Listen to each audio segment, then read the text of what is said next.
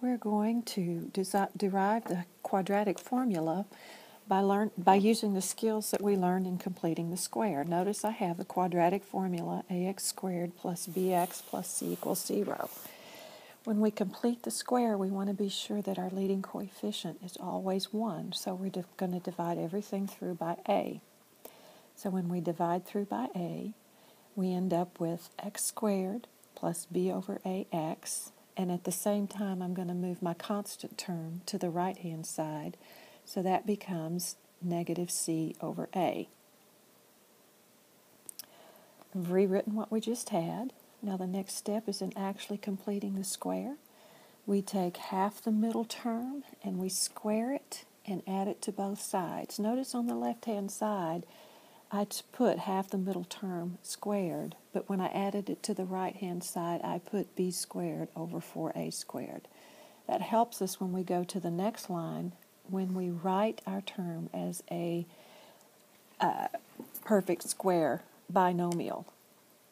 Here we've got x plus b over 2a, quantity squared. That was the whole reason for completing the square, so we could get that term.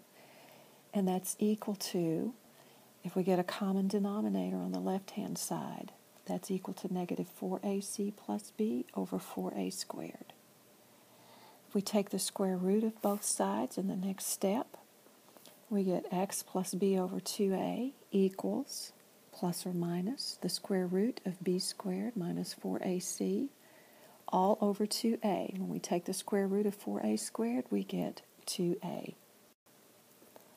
So here's our last step. X plus b over 2a equals plus or minus the square root of b squared minus 4ac over 2a. And solving for x, we get the quadratic formula, which you do need to know and you will use over and over and over again. X equals negative b plus or minus the square root of b squared minus 4ac all over 2a.